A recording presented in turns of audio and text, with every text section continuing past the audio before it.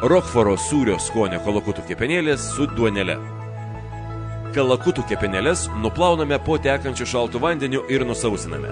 Nuo kepenėlių nupjaustome baltas plėveles ir riebaliukus. Įkaitiname keptuvę, į kurią dedame sviestą ir jį išlydome. Dabar sudedame kepenėlės, pabarstome druska ir pipirais.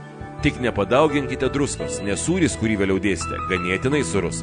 Apkepame kepenėlės, kol šiek tiek apskrus. Tada pilame grietinėlę ir dedame sūrį. Paverdame ir kai sutirštės grietinėlė, nuimame nuo ugnies. Atvėsiname.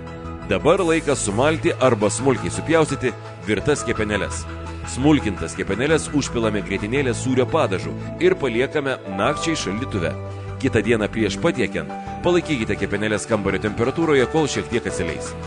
Pateikti galima įvairiai – su traškia duona, ruginė duona, prancūziška skrudinta duona, batonu, nesaldžiais sausainiais, krekeriais, blynais ir daugeliu kitų miltinių produktų. Visada gražu papuošti šviežiamis prieskoninėmis žolelėmis. Tai patiekalą padaro gyvą. Skanaus!